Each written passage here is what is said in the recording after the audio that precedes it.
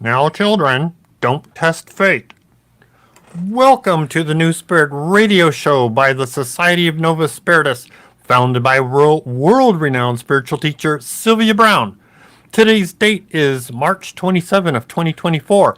Coming to you live from California, both NorCal and SoCal are your hosts, Reverend Tom Bigley and Reverend Catherine Taylor, playing audio segments we call Messages from Spirit. Why? Helping you answer the fundamental question, what are we here for? These segments are recorded trance sessions from Francine, Sylvia's spirit guide. So for new people, Sylvia was a full trance medium, which means Sylvia contracted to let her and Francine's essences exchange places in Sylvia's body.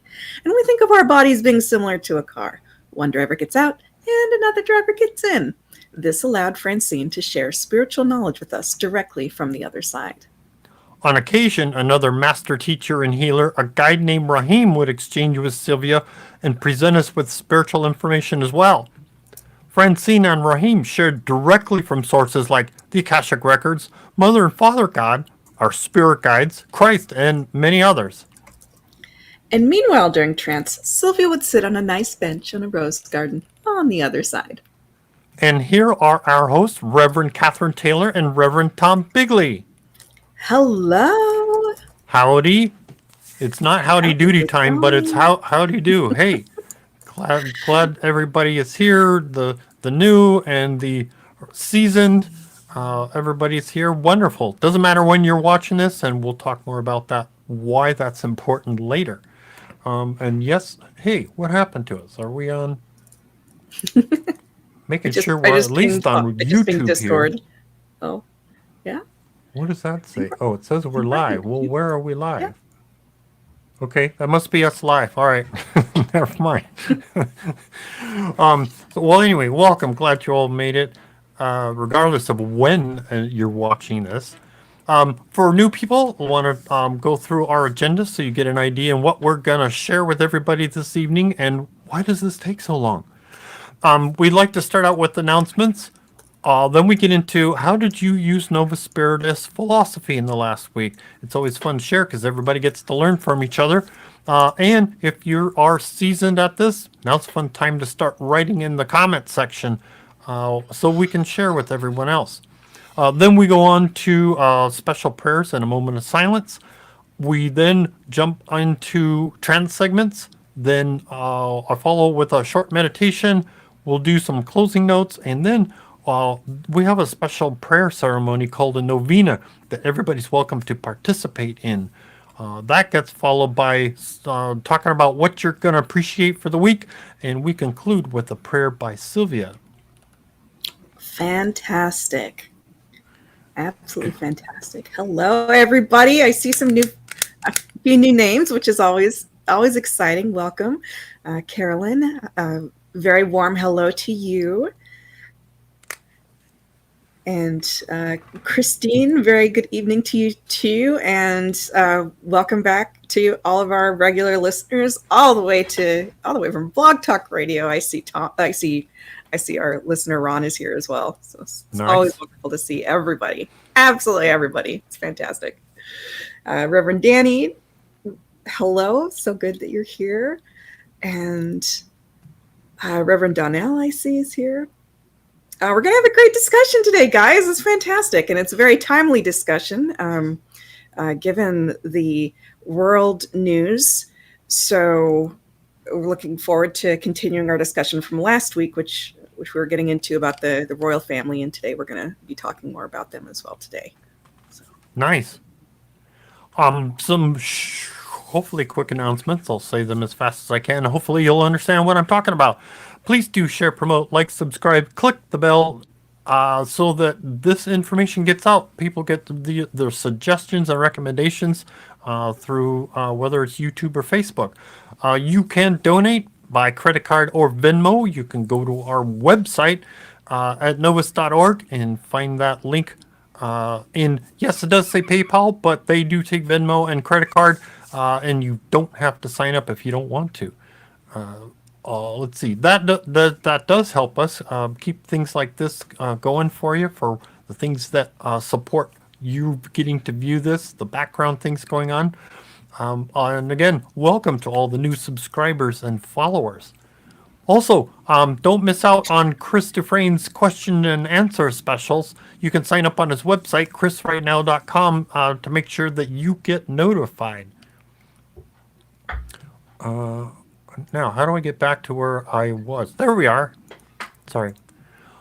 Announcement. We did that. So our next fun segment, our next segment, we like to share how did you use Novus Spiritus philosophy, and I like to get Kat to decide who goes first, who goes second. Do we play rock scissors paper, or do we just wait?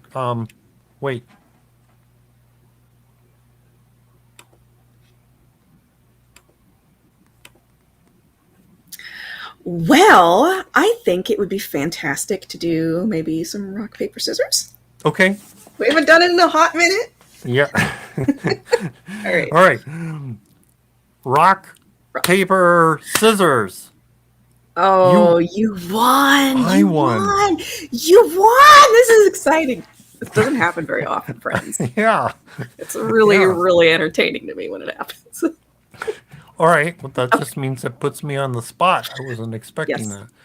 Now I got to find where are my notes? There we go. Okay. I did write notes, and I did do some homework. I wanted to share. I was zipping through comments, researching some information. I was zipping through comments on, I think it was Facebook recently, and this individual was writing about, they had a special prayer, but also we're talking about family dynamics and things like that. So I wanted to read the note because it's posted, but I wanted to give some insight to it, just to say, hey, it's encouragement, as it were. And the note says, I have to wake up at 6 a.m. to take a family member just for surgery, and they said, please send healing prayers for him. And I just wanted to remind, yes, they have been sent, because this was from a while ago. Just a reminder, they have been sent, and if there's still need for that, for the healing, yes, we are still including those, the need for that in these prayers. Also, I have children that are adults, and they are still suffering in one way or another how they were raised by myself and husband.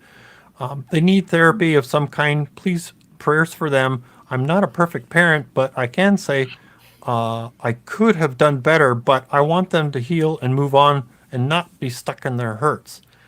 And I thought, oh, that's a kind of I think of that as like a heavy burden to carry. We got to remind ourselves, being a little more positive with ourselves. Hindsight is 2020, and most parents don't get a degree in child psychology, so we got to give ourselves a break. Yes. So the fun point is, did you do the best that you knew how? Between you and your husband, did you do the best that you knew how? And most of the time you can say, yeah. I mean, it sounds like from your comment, you don't feel you were the best. That's fine. Did you do your best that you knew how at the time? Going on in the future, be an example. Be an example to them. What are the things that you can do? Well, it's self-care, taking care of yourself, eating, sleeping, having good self-care, exercising, and figuring out what's positive behavior for you, and positive verbiage. And what comes to mind with this is, there was a recent Chris Dufresne had a recent YouTube short talking about worries and concerns, and you got to let those things go. Let your worries and concerns go, because it's not healthy for you. Unfortunately, I couldn't find the shortcut for it, or find a link to it to post it, or share it here on the air. But one of these days I'll figure out how to do that. So I just wanted to iterate, share and say, you did the best that you knew how. That's what you got to carry with yourself. And what are you doing now, as far as being an example, for others to see? That's like some of the best things that you could do. Absolutely. I echo everything Tom just said, and also, if you take a moment and just check in with what you're feeling might be a good option for you. So praying about it, as well as talking to your spirit guide about it, asking for some ideas. Just if ideas do come to mind that you feel might be helpful. I know it sounded like you mentioned like therapy might be an option that you're considering. I can definitely say, as a therapist myself, that family therapy is one of the most, if you find a good family therapist, that can be extremely, extremely effective in comparison to other types of therapy. I strongly do recommend family therapy as a good option. But just follow your instincts. What's happening on the inside. If you get ideas about things that you can try, and when selecting, when looking for a therapist, what I want to say to everybody is, if you're considering it, 80% of the healing that happens in therapy is whether or not you feel like this other individual is genuinely listening and genuinely being there. It's having that connection of heart. It's just so you can talk through some things. So definitely keep you and your family in our prayers, and it is absolutely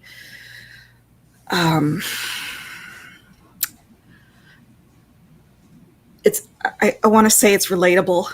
I want to say it's like what you're going through is extremely relatable to everybody. So don't feel like you are the person who like made the mistakes. Like we all feel that way with family. It's really difficult. And Sylvia was just like, why can't I get this right with her family? yeah.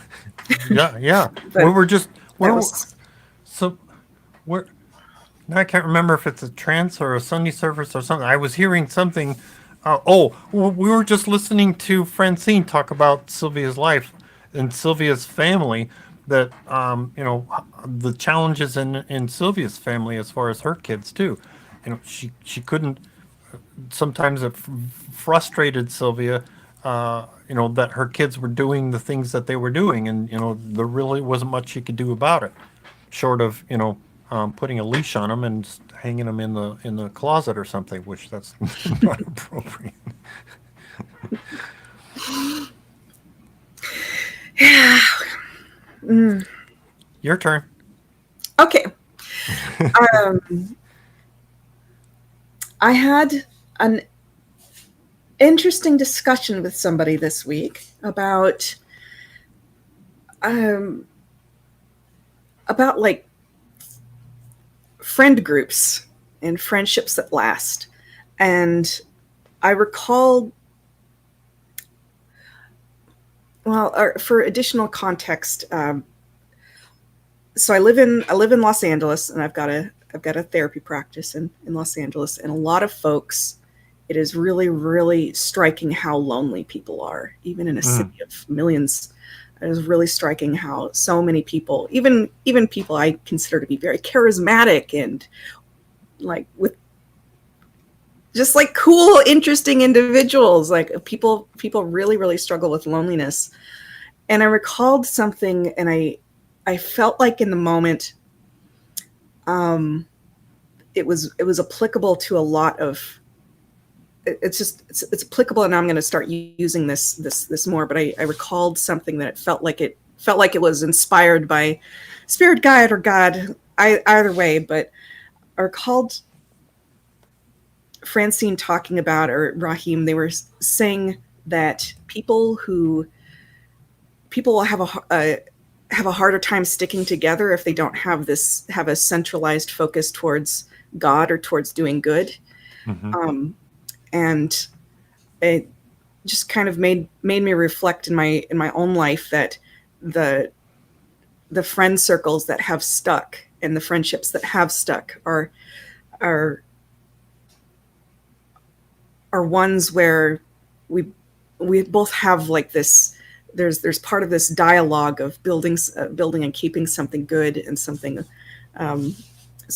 beautiful and something mature, but and we're all able to talk about spirituality or ethics or doing good or volunteering or just any sort of thing like this. So I just wanted to bring it up. If anyone out there is thinking about or feeling lonely or wondering about, man, how do I go about finding more Gnostic friends or finding more spiritually open-minded individuals, that might be a place to just meditate on with your spirit guide and with God, and just see if there's anything that comes up that seems interesting that you might want to check out, like a volunteering organization, Habitat for Humanity, just anything, and that might pop up. There might be a friend that is right for you if this idea is coming to mind. You're saying like, I'm lonely, then start thinking about organizations or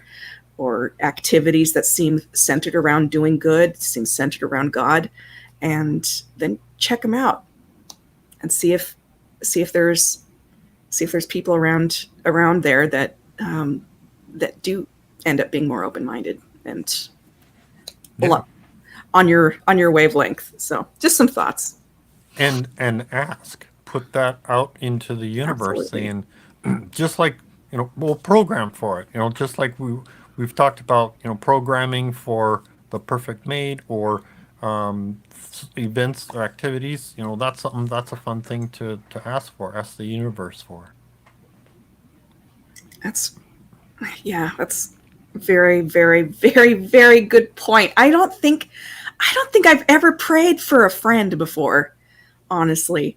And now you bring that up, I'm like, man, why? What?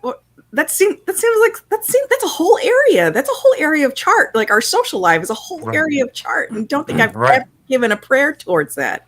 And maybe that's something we could all just kind of do some reflection on and pray if necessary.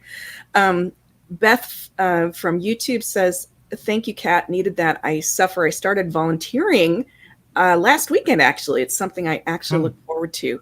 Oh, I'm excited for you. Have fun. See where it goes.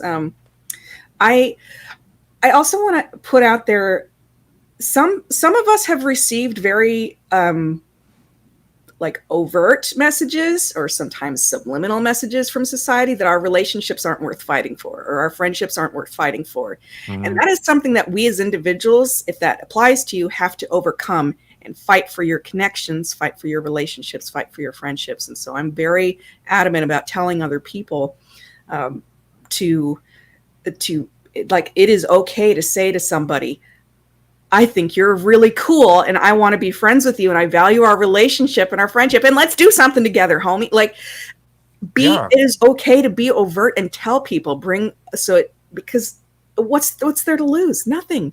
It's just, now you're both putting more energy into it once you've brought it to someone else's attention. So anyway, sending much love out there to everybody. Fun. And I'm sure there's other people listening that applies to. So that's really good that's shared, that everybody gets to learn from that. Yes. So that was my what did you use of Novus philosophy. I have a question here from somebody. Are you allowed to change your mind once you're on Earth to become a mystical traveler if you aren't one already? Yes. The answer to that is absolutely yes. And it is actually, we're told it is stronger if we take it on in life, or if we here. Yeah, it is. Yeah, it's stronger if we take it on in life versus if we take it on the other side, because like there's our willpower is like pulling this beauty towards us. So yes, anyone can petition to become a mystical traveler. And I trivia note, and if you haven't heard it, tell me, because I was just recalling that from some recording I was listening to, that it's not often offered here on this planet to be what's the right word? Be offered and accepted as mystical traveler, being incarnated on this planet in a lifetime. So to to Erin, she says, just wondering what the differences are in mind, body, heart, and soul. It's like I want to become more spiritual. So something that you can do is ask God to kind of give you a, like, hey, can you help me kind of preview what this would be like if it's a positive, and just notice how the next 2 weeks go. Because sometimes people can like ask for that before they go up a level. And say like, hey, can I kind of merge with this and see what it's like, and kind of get like a little bit of a preview over the next couple weeks. But if you are like, let me bring forth another piece of this. If you are curious about becoming a mystical traveler, you continue being curious about mystical travelers, and I know have been curious for months and months. Like, you bring it up a lot. So if with that kind of curiosity, that means that it's written in there as a possibility. So this is something that you can do, because people who aren't interested in becoming mystical travelers, they just do not have that curiosity. Right. And that's okay. That's okay either way. But since you keep being curious about it, so you have it written in there, I am certain. And go find Sylvia's book. Please do. Travels. Yes. Yeah, please do. Because we're probably not going to get back to the trance. There is a specific trance for mystical travelers, and I've lost track of if we've done that, or it's in. If we did do that, it would have been in Blog Talk Radio, on Blog Talk Radio, when we were doing the audio only. So I don't know that we're going to get back to it anytime soon. So that's, go get Sylvia's book, read that book about mystical traveler, and follow through with that. Yeah, absolutely. All right. Well, cool stuff. I suppose we should move towards listening to the trances today, maybe. All right. We could continue talking about this for hours, and I'd be so happy. So, but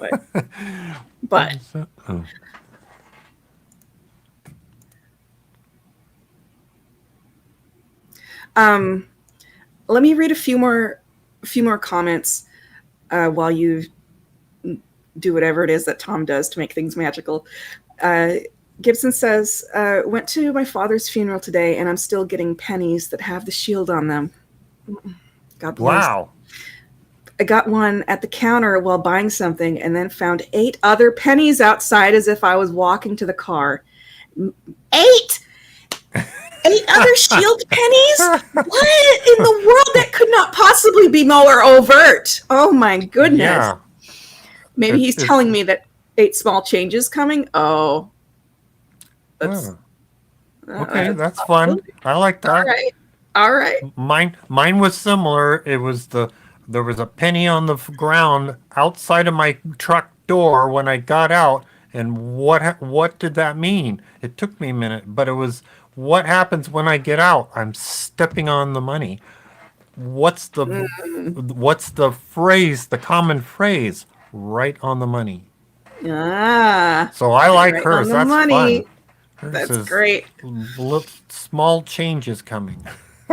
Yes.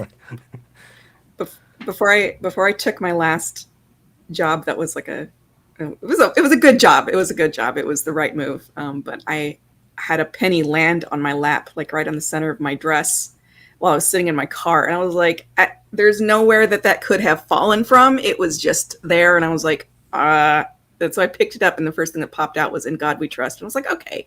Because I'd been unsure about this particular, because it involved working in a supervisory capacity with people involved in felonies, and I was not sure if I wanted to do that. And it turned out I loved it. And I was like, "In God We Trust. You got it." All right.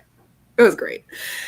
Aaron, who's talking about the mystical traveler oath, says, "I am scared, but I am considering it." That is okay to be scared. God isn't going to give you more than you can I mean, it's such a trite saying; it's almost meaningless. But he's not going to sink you. But you will feel more. But there are beautiful, beautiful gifts involved, so that you're not going to be And I'm sunk. I'm curious, personally curious, what is and it's not a matter of trying to push. It's just trying to understand from your perspective what's the hesitation, what's the nervousness, Yeah, and along those lines, yes, I'd be curious to know, but along those lines, take that and say, help me understand this. yeah, I am concerned about this aspect, and ask the universe, ask your guide to say, help me understand um, the other side of this. The well, as you said, an example of it. Ask for an example, give it an experience of, okay, what's it going to be like? Is it for me? It's not a dramatic change. It's not like I'm donning a robe and walking around and praising everything. It's not that. I'd still live out my life as usual. I just have a little different perspective on yeah. and I think it's worth it. I think I I would get not go back. more infused ideas, but also I've had to learn to be less doubtful or anxious about listening to those infusions, Mm, recognizing and appreciating them. absolutely. All right. Well, thank you everyone so much for your comments and all the amazing discussion that we're having. Reverend Cass is here. Hello, Cass. Aaron asks, Tom, are you a mystical traveler as well? Yep, I signed up. I took the test and the vow. Cool. Very cool. All right. Special prayers? Okay, so what we do, man? Maybe. I thought we're halfway through the trance. I'm like, what are you talking about? So, Okay, sorry. We did that. Oh, a special prayer. So now it's time we like to put energy out, and I'm asking you to put energy out for those that are in need, have a special need. If you have a special need, just visualize it, what that help is that you're, and if you're thinking about or know of something that could use some special energy, visualize what that outcome is, and always ask for the greater good. So let's take a moment of silence. We're going to think of things that we've seen and could use some energy for. We're going to ask the archetypes, archangels, Mother God, even our spirit guides to get out there and poke some energy where it needs to be and to help things be better as best they can. So, moment of silence.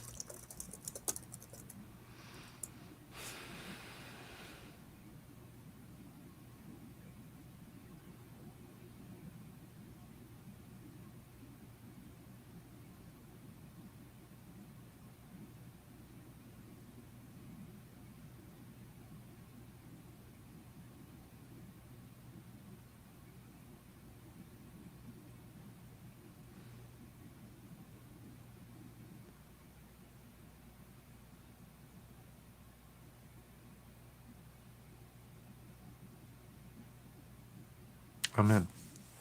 amen. And of course, what people are posting is public. If you'd like to do a private prayer, you can always go to the website and post on the prayer chain. Nobody reads those, but yet we do, yes, include those whenever there are prayers put out and energy put out. Also, be the prayer. If you see a need, fill it. If you are streaming challenged and you'd like to uh, listen in while we're live, we do have a conference call number. You're welcome to jump in on, call in on. That number is 888-534-2696. You can listen live when we are live. Also, do appreciate those that are listening in there, that you stay muted so that everybody else has a wonderful session. Now we can do trance segments. We can do them in any All order we like, right. but I told you at the Exciting. beginning how we're going to do stuff. So Exciting. All right. So we are picking up from last week talking about the Windsor royal family. So, first, Francine is going to talk about our final exit points and what that can feel like. Love often gets us to stay and pass up an exit point. There can be rewards for passing up an exit point. Mother Teresa was a white entity. Diana wants to take on the mystical traveler vow in the future. Some details about the cover-up that happened. Dodi, in Francine's words, was a wonderful person.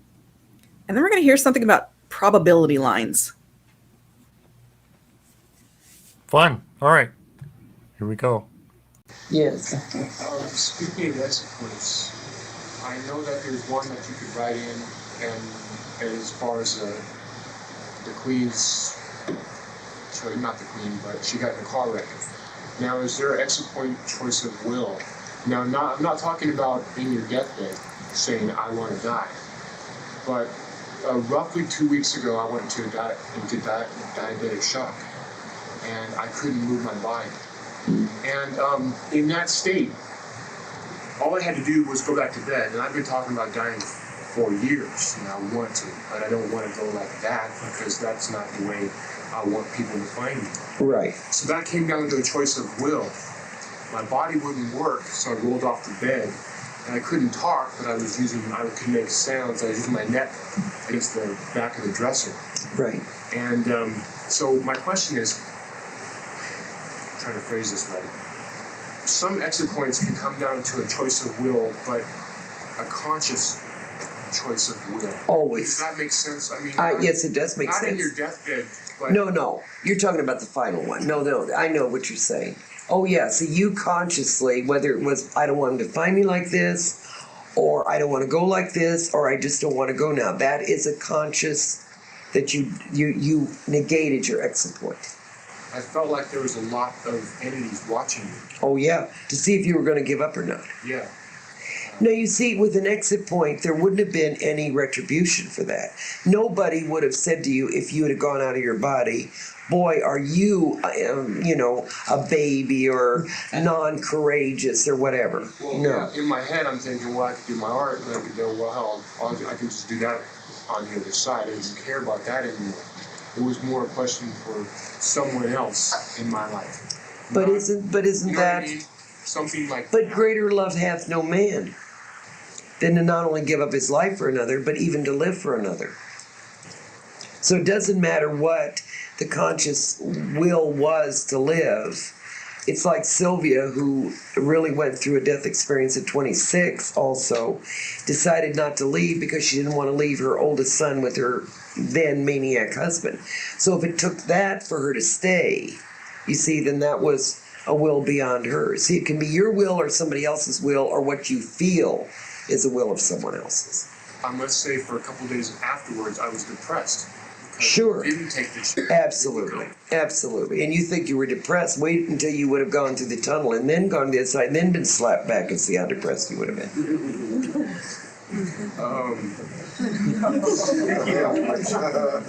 When you do, sometimes, I'm phrasing this the wrong way, but sometimes is there rewards For not taking the exit point? Yeah. Absolutely. Because I feel that that's coming about. Absolutely.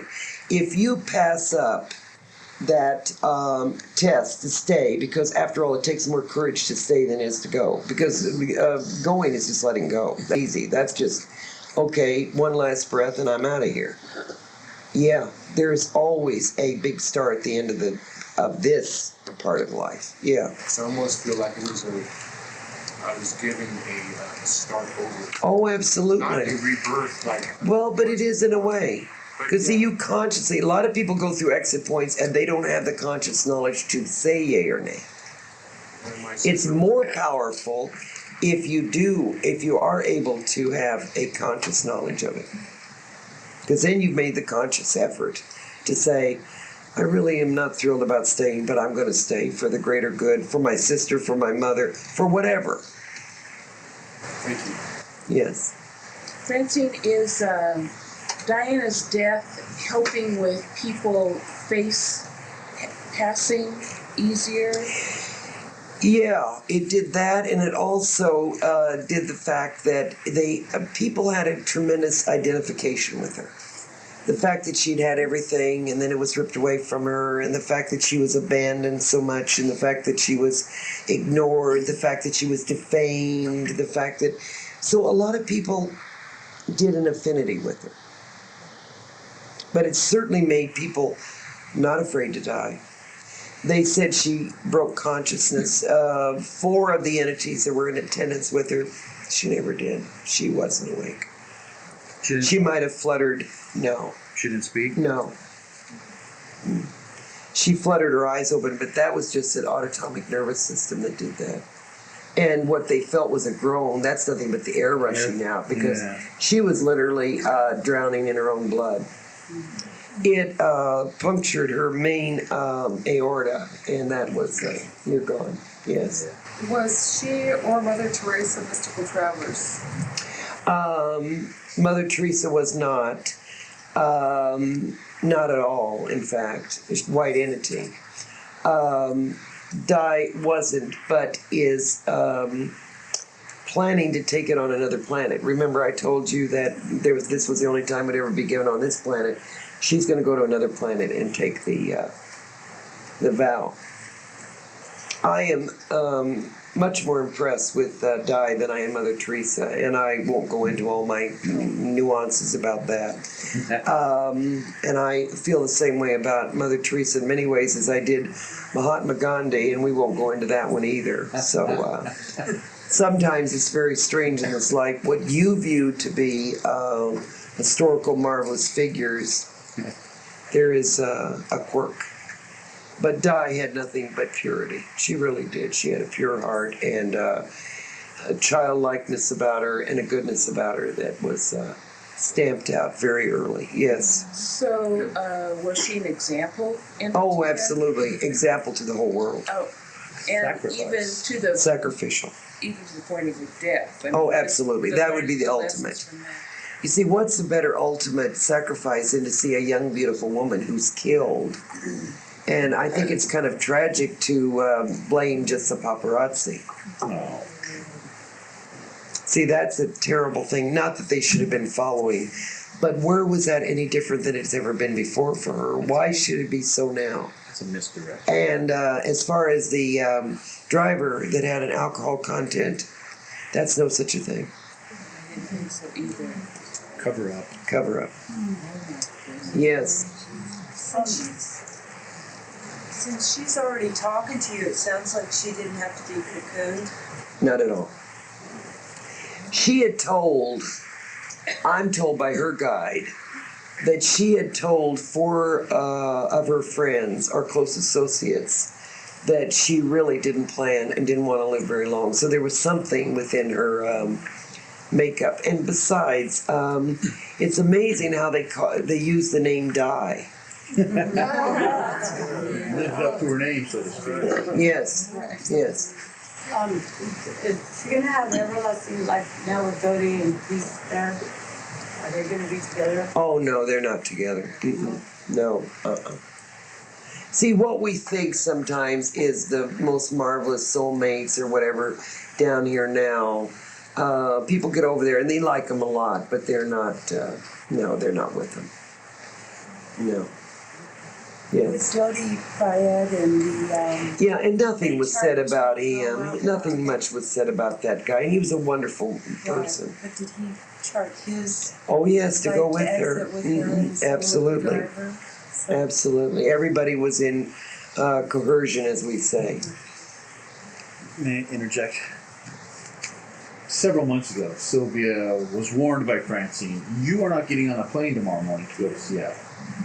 And she used a term that I hadn't heard before, but probably works in this case. Francine had said, well, when lines of probability start to overlap, we just don't want to test the fates. And so, probability lines. Everybody in a car has an exit point coming up. Hey, why not? I mean, So then I became very concerned because Sheila was going. There were a few other ones, and she said, "No, you're the one with the biggest probability And so if you get on, then that would mean that the other ones would have to, or at least chart with you. So I didn't get on the plane.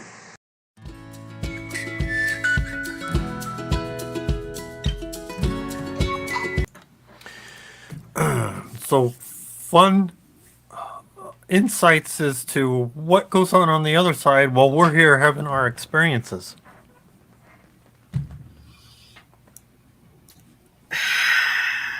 Yeah. Oh man, I'm sorry. My mind was just contemplating probability lines. What's going to converge and what's diverging, and whose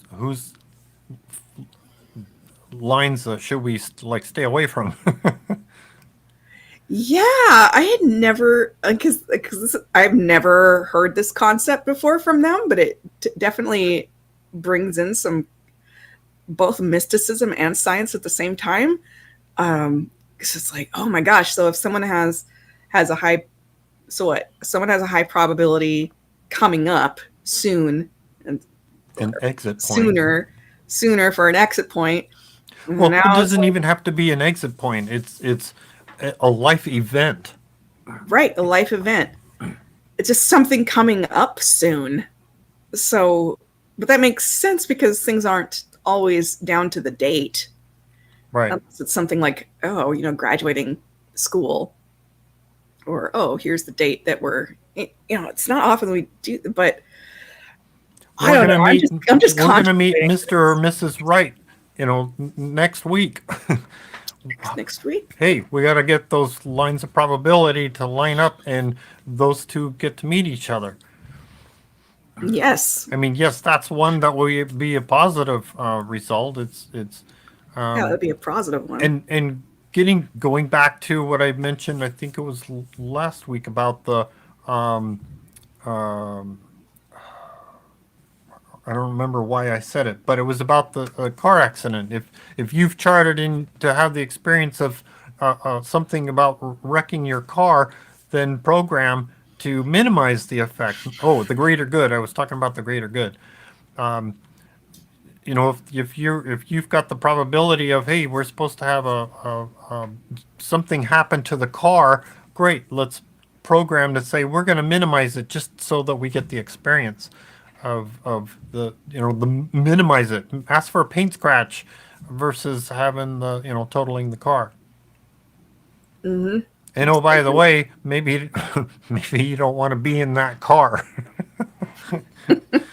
Maybe not. It's just interesting. I mean, it's not that. It's not even necessarily that we can. This is something we can do anything about. It's not. Can't necessarily do a whole lot about this except ask. Right. And ask for insight. Ask for minimizing things. Why? And let's go back to the Twin Towers. There were people that missed their airplane flights. Why? Yes. They were guided. They were given guidance. Hey, let's not do this. People talk about, hey, something happened and some of the event avoided me from doing such and such. I got in a car accident, which made me avoid. I missed this, and so that event took place while I wasn't there. Yeah. So that would be an example where you were guided away from so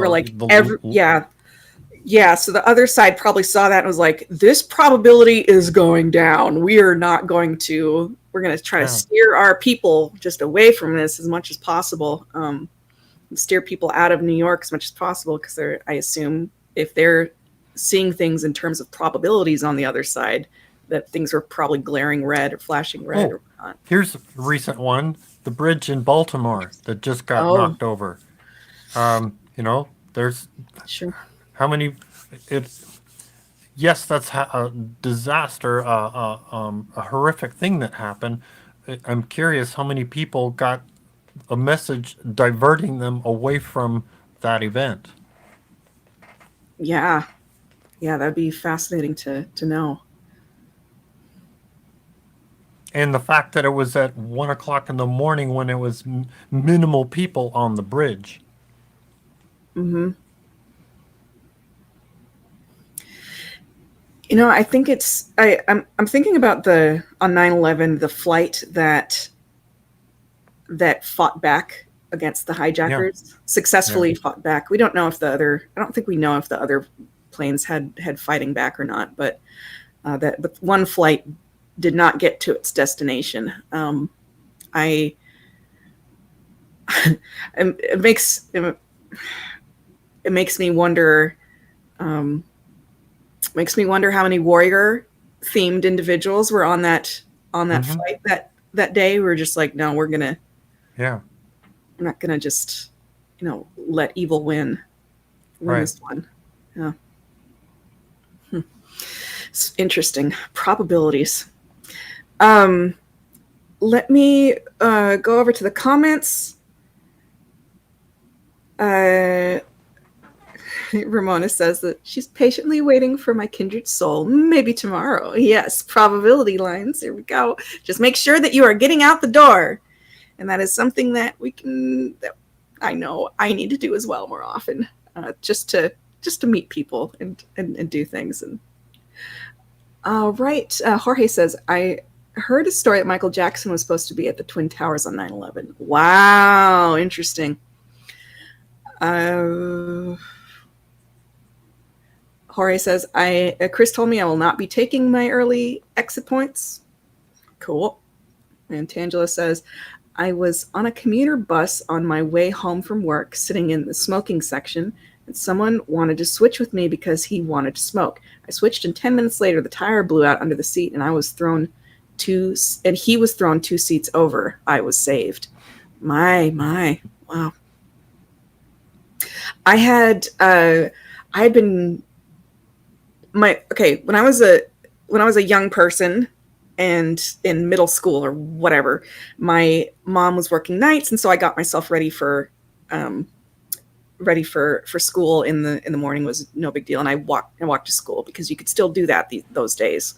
So I was in the restroom, and I'd just taken a shower, and I reached for the door, and the door handle the door handle fell off in the bathroom. It just disintegrated. Just like all these parts just came apart in my hand, and I had nowhere to go. I was not clothed. I couldn't get out the window, so I just had to sit there for a couple hours, wait for my mom to get home from work. She came home from work. She's like, "What the heck happened here?" And like you could see, like through the door hole, like the entire apparatus had fallen apart. Like what? What? That was. Oh man, I was like, oh, this is different. But on my walk route during like when I would have been around that time, there was a bad car accident that had gotten into the into the sidewalk area. So I think my guide was like, can we get some archetypes over here to like take this apart, please? keep the kid like contained, please. I don't want to just contain this child because she's a little bit adventurous. She's too adventurous. Just contain the child, please. We can't control her, but we can contain her. Right. We can contain her. That's what they do. That's funny. Oh, too good. All right, I'll read a few more comments. Jorge says, I guess I just want to make sure that this life is my last one. Amen to that, brother. Gibson says, the good old days. Yeah, when kids could just walk to school. Miss LJ says, if I knew that I was going to die, like people on the plane, then the hijackers are dying before me. Oh, Running up with prayers. Yeah. I'm feeling similarly. Absolutely. Esteban says, hi, Esteban. He says, I remember one of my exit points several years ago driving on the freeway. This young driver lost control and my car spun almost 360 degrees, but I was unharmed. Oh, God bless. That's good. That is good. Ramona says, "That's the spirit, Miss LJ. I'll be right there helping." Yeah, I feel like a whole plane full of Gnostics would not be shrinking violets in that situation. Like, y'all picked the wrong group of individuals to try to pull some shenanigans with. So, anyway, good discussion.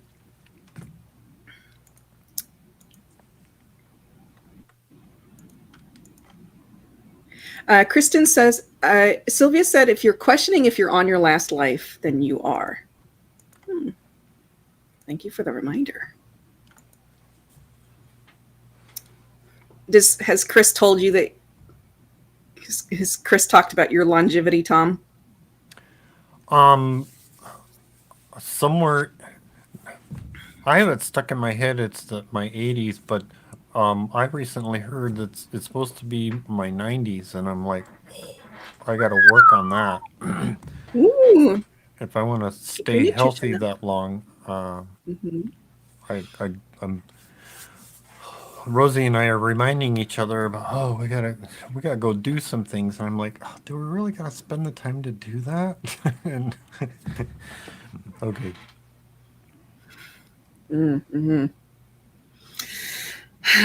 I don't mind. I just don't want to be in pain, and that's what I have told God.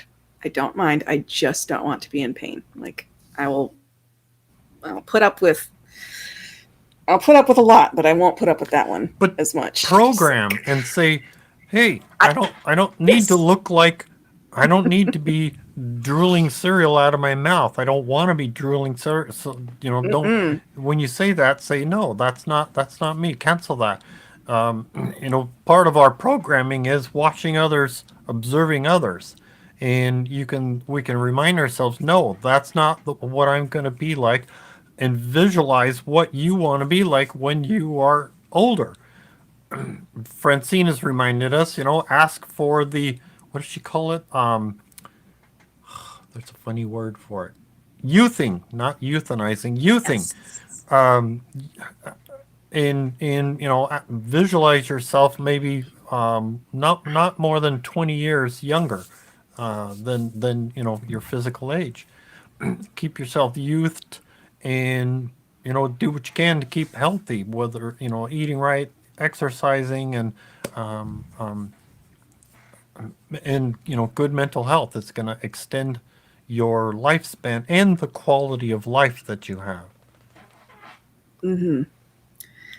Amen to that.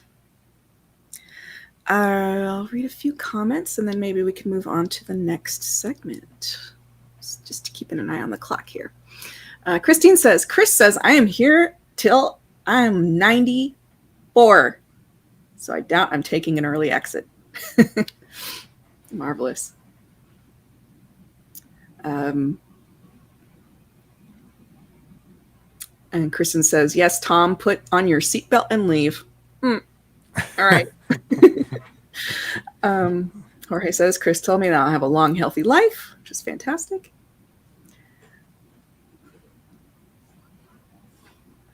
Miss LJ says, I was given a vision of 105 years old doing yoga and public speaking abroad. Girl, I see it. Wow.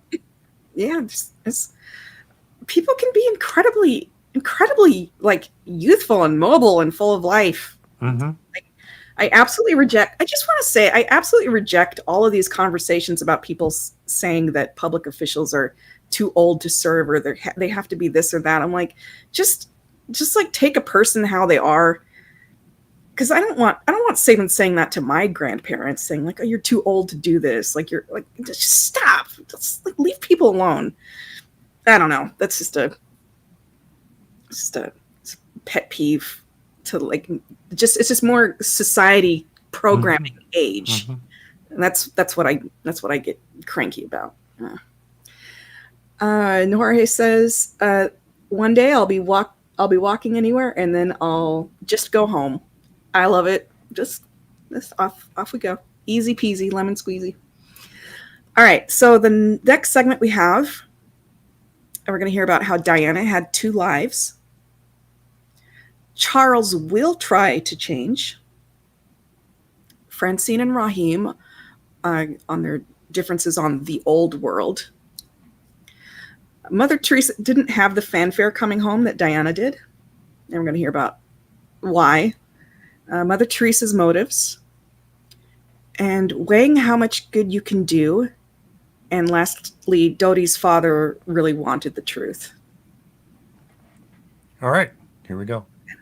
Yes. Did she have any other lives where she was an example life or sacrifice? She's only had 2 lives. Yes. What changes might we expect to see within the monarchy, breaking with tradition? Well, Elizabeth is never going to change. And Philip is never going to change. But what we will see is Charles trying to change. And what this has thrown a big hook into is the Camilla affair. But what we will see change, and coming very quickly as time passes, is that William comes along and becomes one of the most favorable and most beneficent monarchs that we've seen. Personally, I was arguing with Raheim today, who's much more old world than I am, and I think that the monarchy should be abolished anyway. I think it's a big mess. He doesn't think so. He thinks that that's the last vestiges of the old world, but I think it's just ridiculous. Everybody dressing up with all that wealth.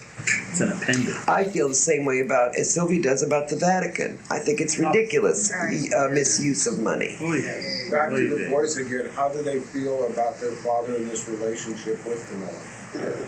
They love their father, strangely enough. He's much better with men than he is with women.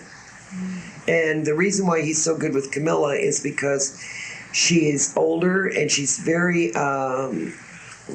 matriarchal, and I think that's why he gets along with her. Plus the fact that she's much more mannish than, and I don't say that as a disrespectful, but she's much more manlike than Diana was. Diana was very a feminine woman.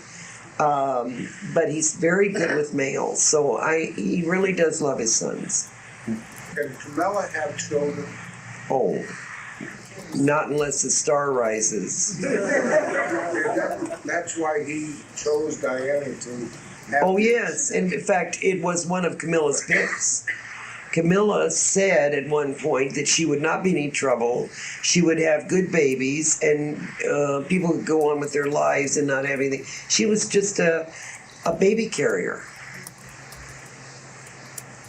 Yes. Something that struck me about Mother Teresa is she lived a very religious life, somewhat dogmatic, and viewing the funeral a little bit because it wasn't as exciting as Princess Di's. No. But the cross with Christ saying, "I thirst and you did this to me." I mean, when she gets on the other side, would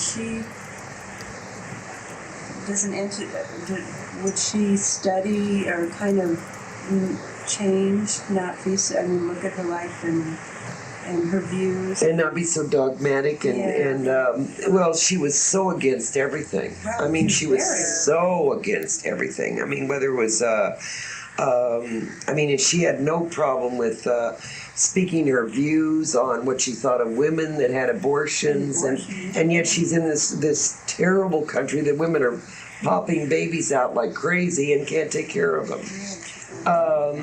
Well, I will say this to you. She certainly didn't have the fanfare of coming, as we might say, through the gates as Di had. She wasn't as well received. No, we said hello, but we were nice.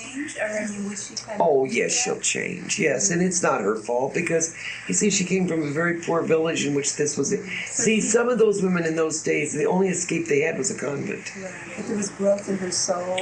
Oh, yes, absolutely. And you can't take away from her the fact that she did go into the most impoverished parts of the country with lepers and everything. Let's not take that away from her.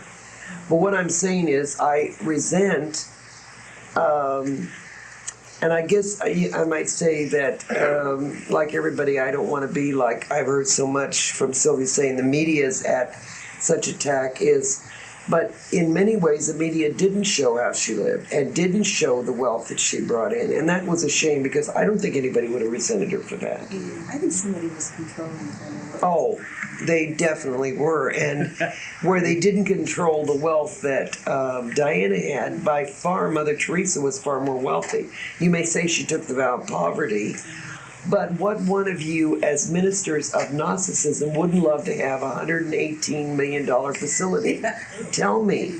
Do you think Sylvia wouldn't just lie down on the floor and let a car run over to get that? Yes. Yes.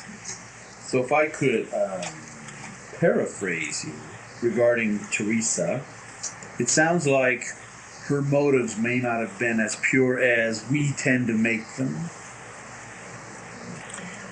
I don't want to go that far. I just think it was a little bit of a abortion of truth, let's put it that way. That why didn't they base her monetary, maybe she didn't have the clothes that Diana had, Right.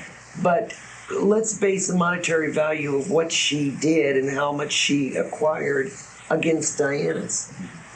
Just because she didn't have the evening gown, she was far more wealthier in her facilities than Diana would ever be. Yes. They would cut big thing on news and stuff about making her a saint. Are they going to make her a saint? I'm sure they will. The Catholic Church needs a saint. Yes, they need one very badly now. Yes. Mr. Browne is supposed to be advanced, Mother Teresa and Dodi is not supposed to be that advanced, though. But they made a mark, like you're saying that we did so much good, but it's getting pretty frustrating that we haven't done that much good. I mean, how was God to create the love to a mystical traveler or to us when we really want to do good, but we can't do good? See, I don't believe the fact that you can't do good. Well, I mean, like on the scale, like, they did Oh yeah, but what is a scale to God? Every scale, whether it's one room or one attic or 3 feet, if you do as much within that time or that period to God, that is magnified 100 times. See, I've told you this many times. It's not always the shining star, and Sylvia said this too. It's not always the name and lights that gets the big hurrahs when they come over. Not always, sometimes. But more times than not, it's the people who toil away in small corners of the world that get the biggest. Some people are trying to help, it doesn't get to their head, like that. Yeah, but you're talking about one female that you're interested in, and I think that I would just let that alone for a while. Well, I mean, besides everything. Well, but you're a prime example of just putting all your energies into one female who just really isn't right in her head right now and wasting all the time of letting all these other people go by. Yes. What other factor would that be rolling around, Francine? What repercussions might we see from Dodi's father? Oh, he's going to start a full-scale investigation. He's not going to stop because he smells a rat. And if by any means he sniffs out the fact that the monarchy was in any way involved in this, you're going to see a retribution like you won't believe because he has nothing to lose now. He doesn't care anymore. No.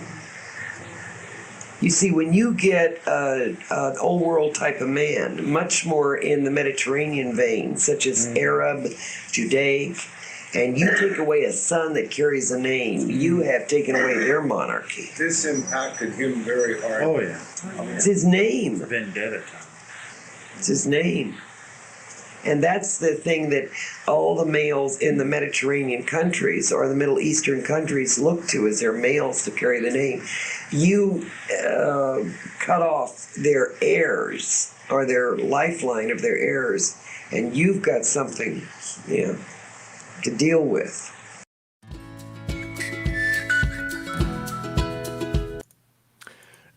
Interesting concept that I doesn't.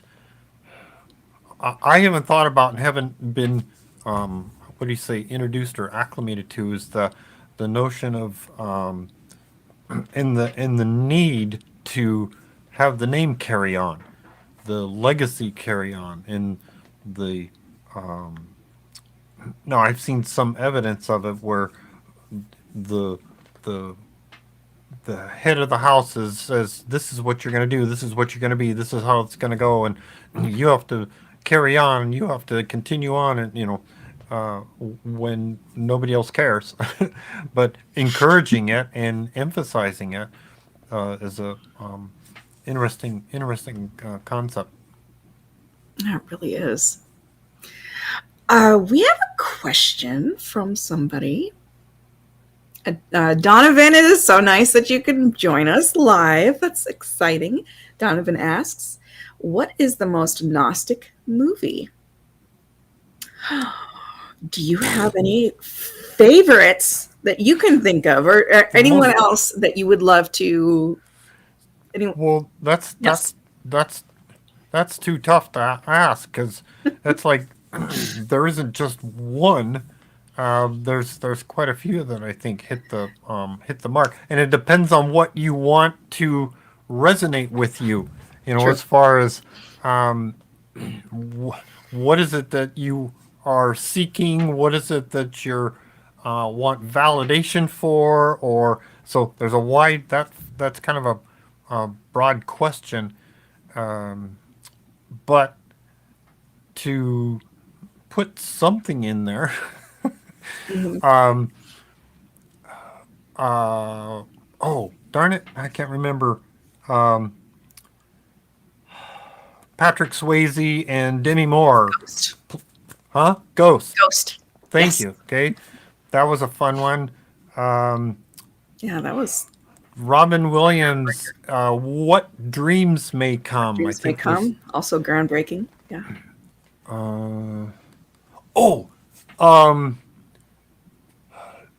Marriage Made in Heaven.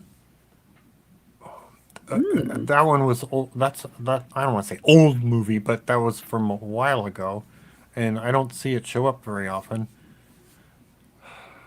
I think Timothy Hutton was in that.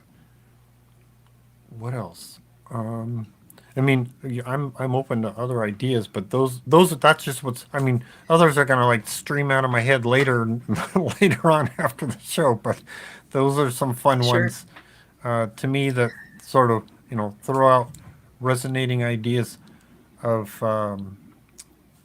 Gnosticism.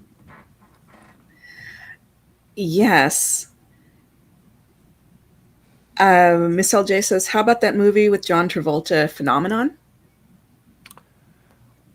And I don't recall the subject of it, and I want to think I just saw it, so that's like embarrassing.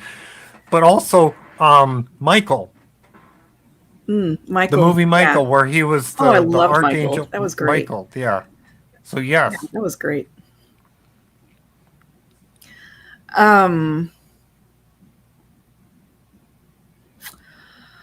I totally forget the name. It was a goofy movie. It was from the 90s. And it showed, oh gosh, who was it? Was it Janine Garofalo who like appeared as like Mother God? I laughed so hard. Which is like, whoop. Oh, that was a spoof movie. Yeah, I just laughed so hard. That's where one of the ministers got the Buddy Christ. Buddy Jesus? Yes, Buddy Jesus. Man, so I'm sure someone in the comments. You're gonna have to watch. Thank you. Dogma. Bingo. Dogma. That's a fun one. I want to give credit to a kind of like from a slightly different lens, that the original Star Wars, I think deserves credit for following the hero's journey. And Joseph Campbell said this absolutely does follow the hero's journey. And we've heard Raheim just talk wonderfully about how poignant and spiritual it is to go through these stages of thinking about like who are our heroes and having somebody to like just who's more spiritually advanced to look up to, and to try to strive towards, and that spirituality itself is a striving. And so There's kind of a it's a little bit, it's like a few spaces removed, but I think it deserves some credit, because the first time that you see Star Wars, you're just like, you're so struck and so inspired, and you're Right. like, man, what is this? That is so inspiring. This is amazing. And how many people it touched? Mm-hmm. Mm-hmm. Let's see here. There are, okay, so in the comments, we've got some folks. Aaron says, I loved Heaven Can Wait. Oh, okay. Reverend Danny says, Jesus Christ Superstar. I haven't seen. I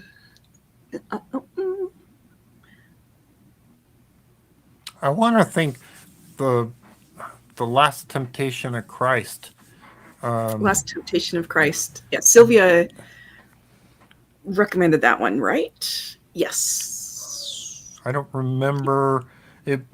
However, the storyline, yeah, because it's diversion from the typical biblical storyline of the Christ's life. Very interesting. Reverend Donnell says, The Shack, God is a Woman. Oh, I never heard this title. I'm going to have to go check this out. Yeah. Donnell says, The Shack is a little bit of a tearjerker too, but it really makes you question and be inspired. Oh, that's wonderful. Miss LJ says, oh, wow, I hear you either like Star Wars or Star Trek. I love Star Trek only. I thought Star Wars was a bit too much for me. That is absolutely fair. That is completely fair.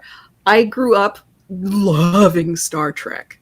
And we were told that Gene Roddenberry, the creator of Star Trek, was a mystical traveler, and that many of the things that we saw in Star Trek, like what in the 70s, like just 60s, 70s, like these are very, very society pushing moments. But he was trying to break down barriers. Like, he wanted to break down barriers and was raising like spirituality of curiosity and reaching community and equality, and there's so many marvelous references job with spirituality. in the show. Absolutely.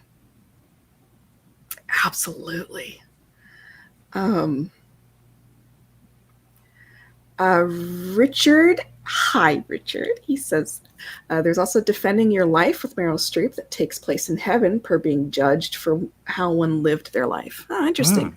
Check that out. Both Ron and Gibson says, I love them all, and Ron says, Trek, I'm a Trekkie too, but I do love Star Wars. Same. Absolutely. High five. I'm high-fiving you from afar. That's awesome. I actually saw oh goodness, I saw Leonard Nimoy talk about where he got this symbol from, and he said that when he was a young man in synagogue, he was told not to peek. No one was allowed to peek while they performed like this very, very sacred ritual with God. And he, being a young inquisitive man, did peek, and he saw the rabbis like going like this at this like very, very poignant, holy, sacred moment. And so he said that when he was with like Star Trek development team, he said, I think that the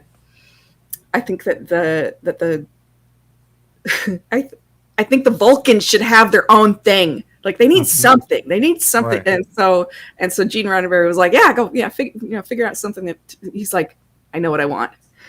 So this, and so every time he does this, it was a nod to his own spirituality, which I thought was just, it's really incredible. Fun. Yeah. Anyway, notes. Yeah. Fun little tidbit.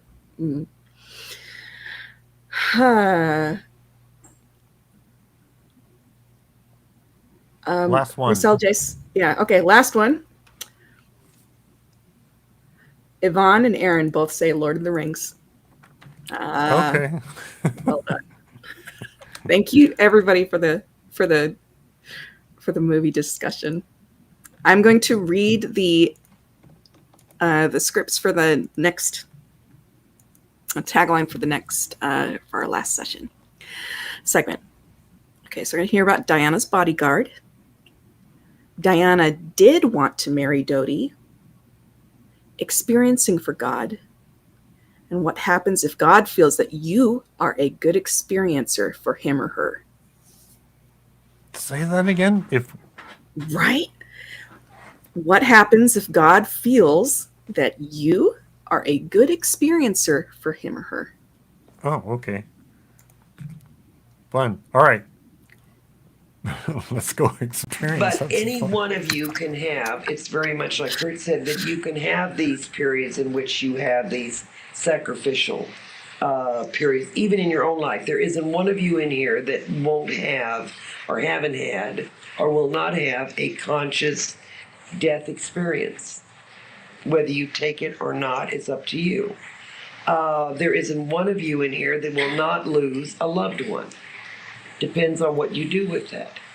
It's very much like Linda said, it is truly hell. And that's not to be miserable, but if any of you have not looked at it closely of the inhumanity and the insanity, let's say even of the funeral, like she said, the funeral was like a circus.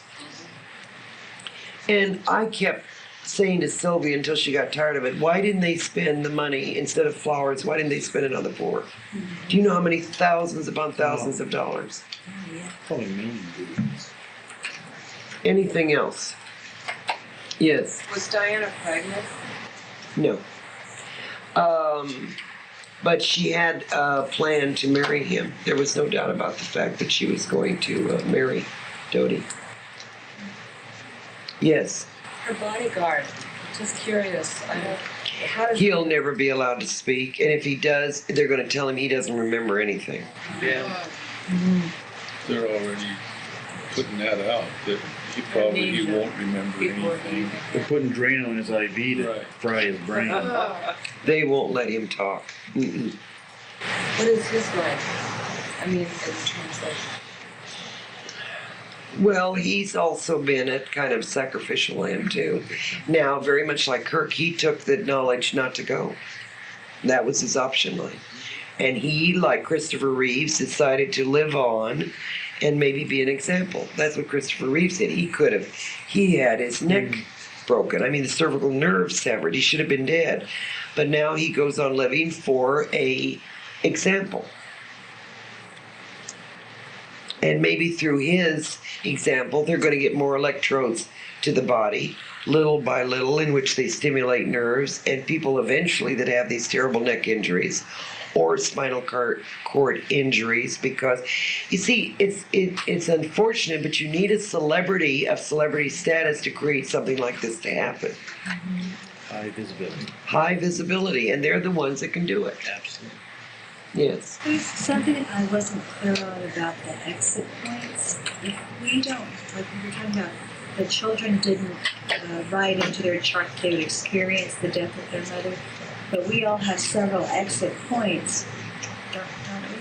Oh, 5. Yeah, and so it's not really written in that we experienced that, but if we experienced a loss of a loved one and taking care of them, if that didn't happen at that time, would we have experienced that with another person in our lives?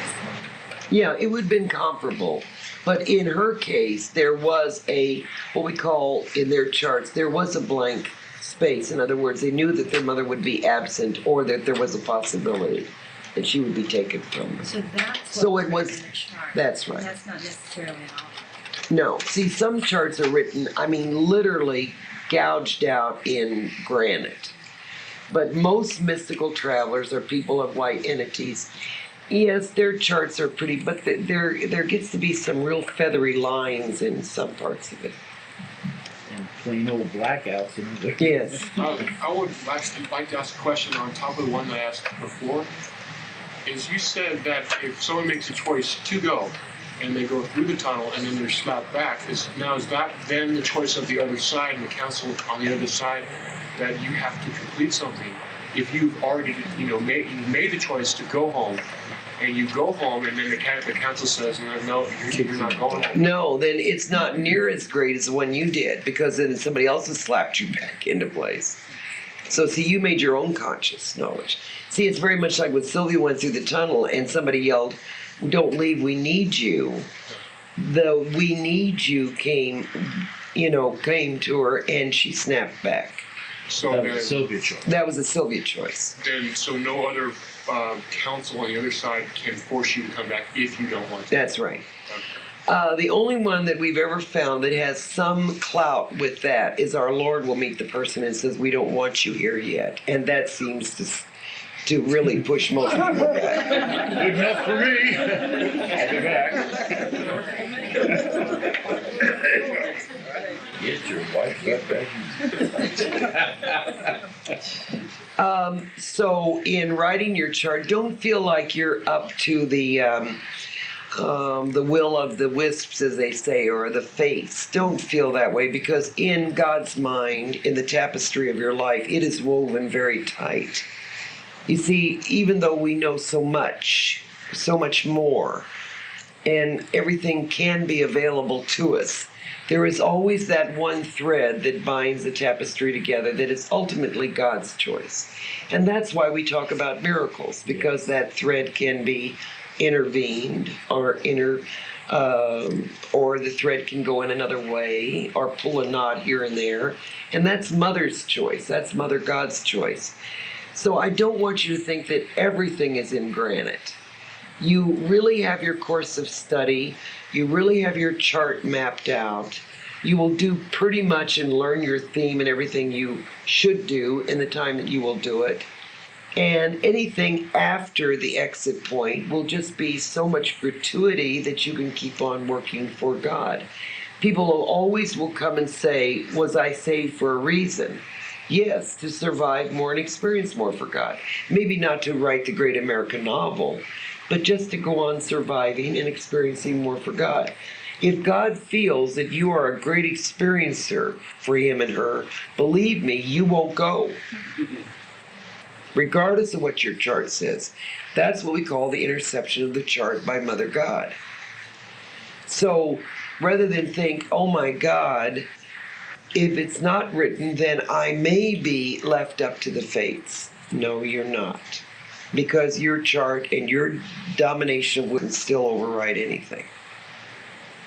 But most of the time, when you're spiritual enough, as our Lord, as many of these people who have been sacrifices, there comes a time when you do give this up to God, with not the fear that you're going to be battered against the rocks of despair, that you're going to have to be negated or leave your children, or because you must get in your mind that life is so short. It is so very short.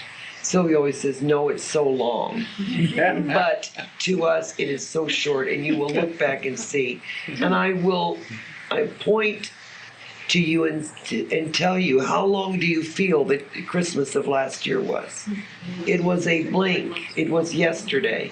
And how long ago was it that you were in college or high school or wherever? It was a blink of an eye. And so before you realize it, a blink and you will be 60, 70, 80, or whatever it might be, and it will be gone. And that's the way life is. And so I'm constantly amazed. But of course you say, of course you are, Francine, because you're over there where it's happy and we're over here where it's hell. But I also have had to become more humanized to talk to you by coming in Sylvia's body, that I have total empathy, not just sympathy, empathy with your pains, your aches, your suffering, because I also lived a life. But I also know, too, that you make too much out of it. It's too big a deal for you, and it's so simple. Yes, the human being is stupid, and we talk about that. The minute you get into a body, you become stupid. I did, you did, we all did. Our Lord says the same thing. He became stupid in a body. The body is thick, and it's tiresome, and it's lumbering, and it makes you stupid.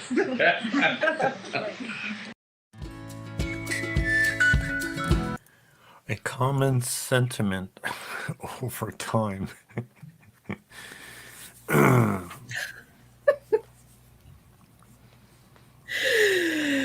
Oh So man. along those lines, yeah, keep uplifted. Keep your, don't beat yourself up so much. It's keep positive and remind yourself positive ideas, and are you doing the best you can? Yes. That's what's important. Yes. And it's somewhat reassuring, kind of, maybe. I'm not sure how I feel about this actually, now that I'm thinking about it. That Jesus said that even life made him stupid. I'm like, oh dear. Yeah. Mm. Yeah. We were just hearing about who. Sorry, I don't know if I'm. A memory just came to mind about how, and I don't remember where I heard it from. Christ walking in the desert was his mistake, and he got like overdone in the desert, as it were. Oh. Not being prepared to be out in the desert, so A little cooked. yeah, overcooked, as it were. Yeah, and I've heard when Francine was talking in depth about his life, she did relay a few things that I thought were really interesting. That she said that he thought that he wished he would have like toned down which battles he fought and not have had so much of a temper, because he made himself like very, very hated by the Sanhedrin, and that made things more difficult. So yes, interesting. Look forward to hearing more in the future when it comes. Do you want a meditation? Yeah, meditation would be lovely. Okay. We do encourage you to sit with your feet flat on the floor and your palms upward on your lap to receive that wonderful healing energy. And for everyone else that need to pay attention to what they're doing, don't pay attention to us, but by all means come back and listen to these wonderful meditations in the on-demand. For the rest of us, we get to enjoy some rejuvenation. So sit, relax, and find a comfortable position, sitting in a chair with your feet flat on the floor and your palms upward on your lap. Now, take 3 deep breaths to start relaxing the mind and the body.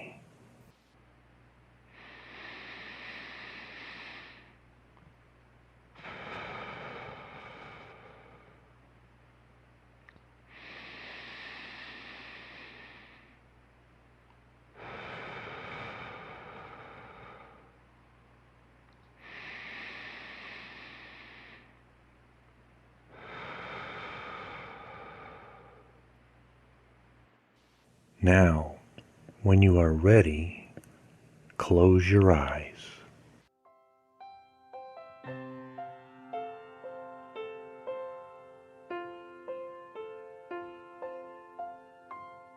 Three circles of infinity. See yourself walking now through a beautiful silver tube. As you walk, the most marvelous things happen. It's almost as if the tube vibrates sparkles of light. Elated, you begin to skip a little bit, amazed at these silver sparkles that seem to purify you as each enters your soul. At the tunnel's end is a light in the shape of a beautiful cross. The light emanates gold. In front of you are 3 golden circles that represent your total, infinite, God-centered self. One is God the Father, another is a mother, and the third is your own divine consciousness. You join the circle with the divinities and feel yourself part of the golden loop that is intertwined and linked. Now as you pass through the golden tube, feel your guides become present on either side of you. Right in front of you stands a gigantic amethyst crystal. Go over and touch it. The purple light resonates in your soul. Touch and feel it. Ask it to send any message it may have for you. Ask for forgiveness, but not from God. Ask that you be able to forgive yourself. Ask for the ego to be slain like the dragon that it is. Invite your truest I am to come forward. It will. And slay the dragons of illness and hurt and despair and grief. Feel your relaxation. Breathe in the purple glow as well as an emerald glow from another gem nearby. You can visit this beautiful vision many times and carry it with you. Bring yourself back through this silver tube of light, carrying the amethyst and emerald glows with you.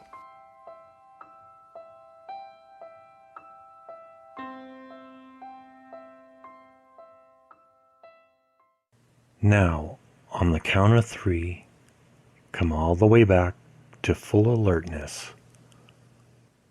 On the count of 3. 1, 2, 3.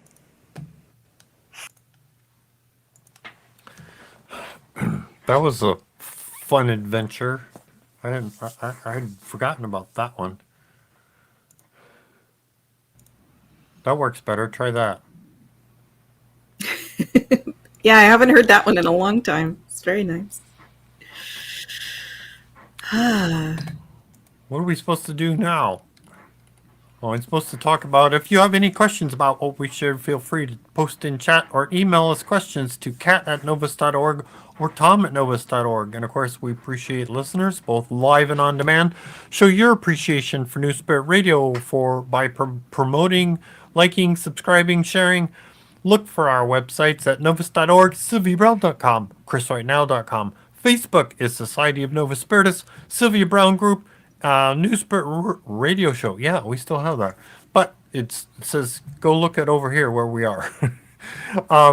We also have some study group groups as well. We're on YouTube on Society of Novus Spiritus, and Chris is at Psychic Awareness. Yes, we do have a Discord. If you want to know more about study groups and start a study group, you can go to our website and learn more about the program and what the benefits you get from that, the bonuses that come with it. Sunday church services. You can watch recordings of Sunday services on Facebook or YouTube. When I post them, they're with classics of Larry and Sylvia.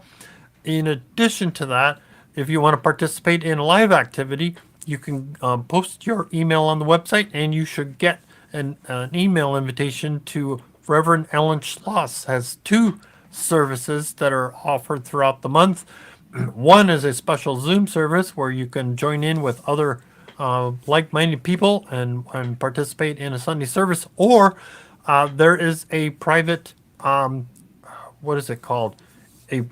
It's a page, I think. And I can't remember if it's a group or a page. The Las Vegas Novus Church, when they do live services, they are streaming their service live on their Facebook page. So you can get invited to watch that as well.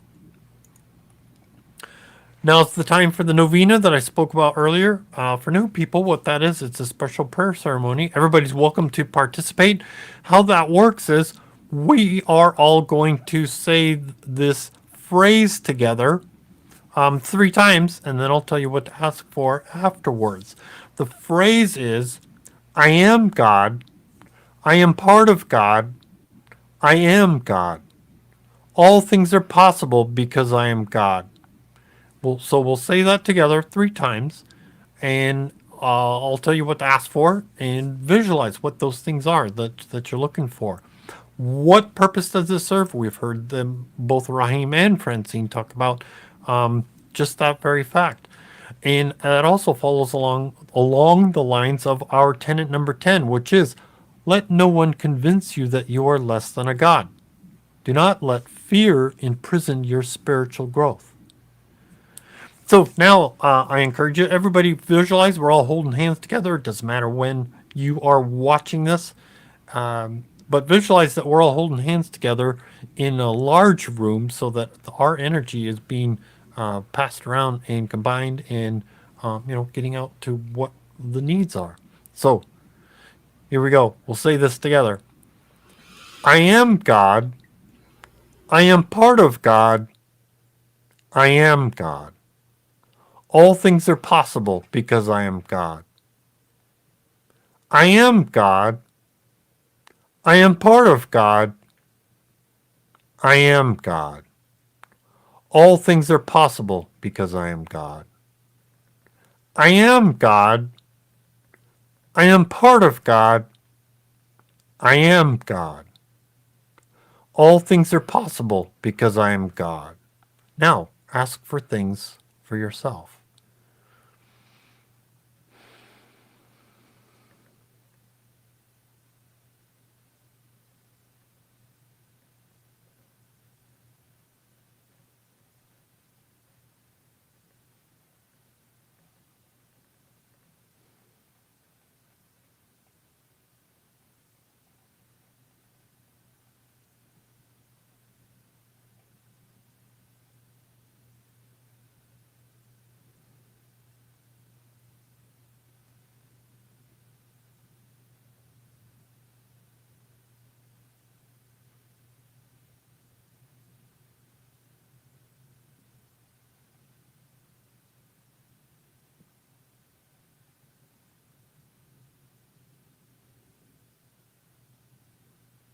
Okay.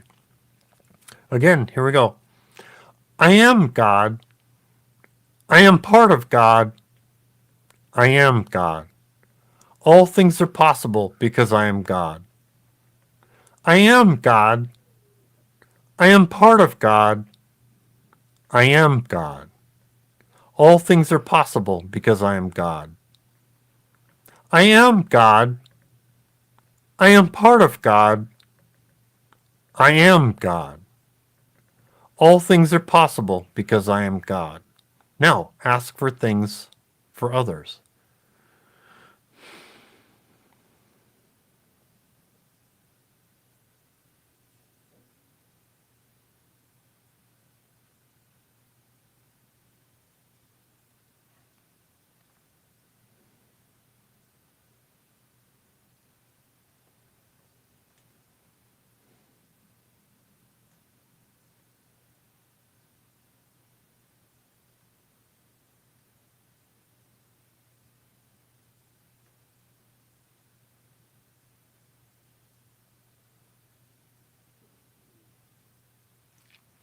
Okay, and the last one.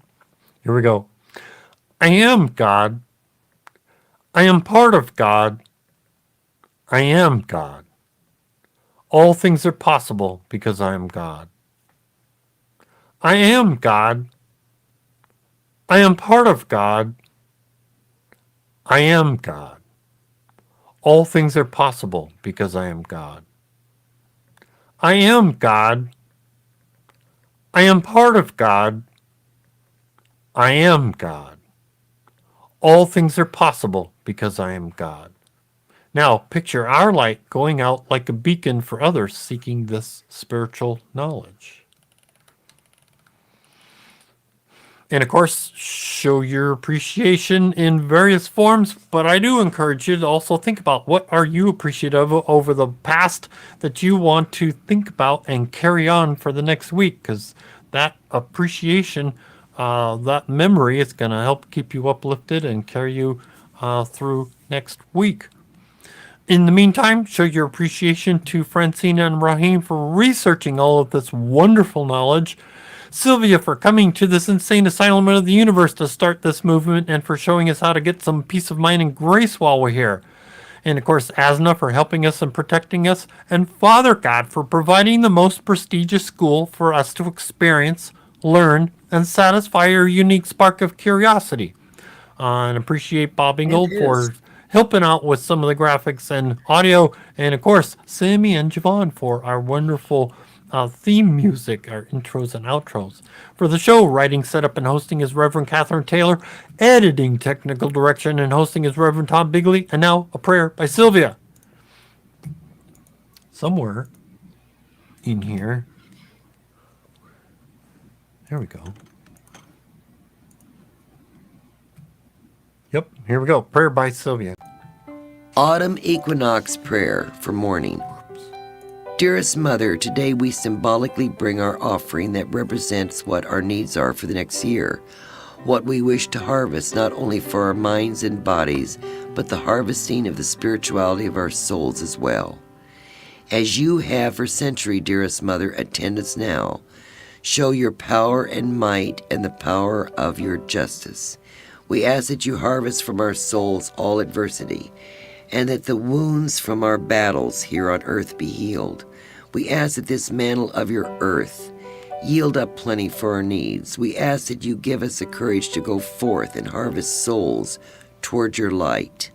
Give us the knowledge with our Father's help to be eloquent and bring souls toward the light of your godliness. Mother, remember our name. Mother, look down upon us. Mother, protect us. Mother, let your gifts be of bounty come to us. Let us be free from guilt, fear, and greed, and let us be able to share our heart's wealth with each other. We ask this in your holy name. Amen.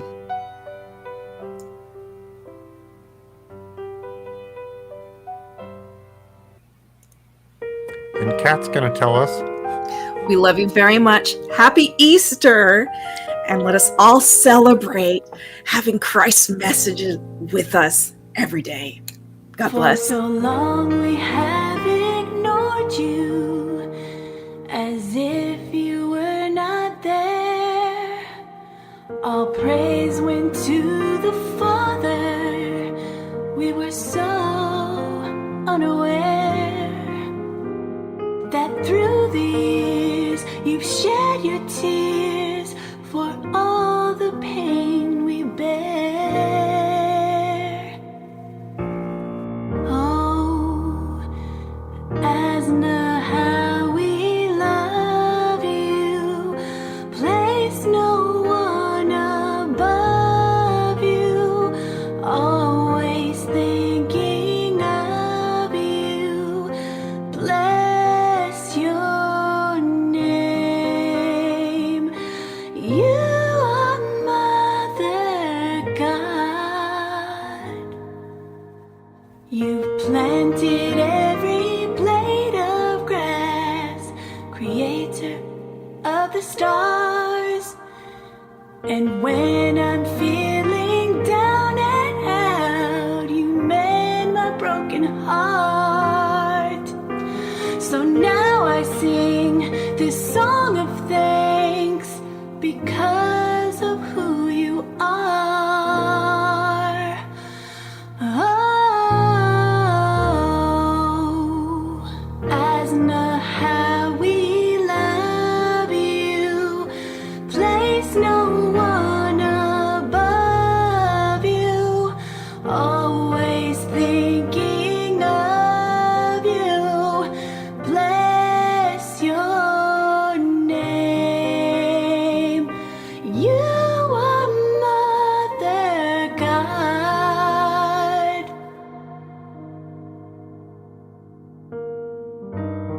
You're more than a friend to me. You give me everything I need. In your peace you hold me tight.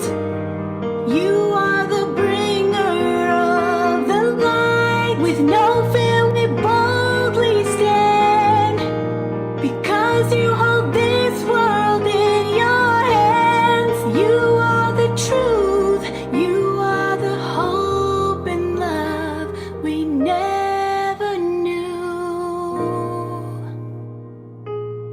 Oh, Asna, how we love you. Place no one above you. Always thinking of you. Bless your name. You are Mother God. Mother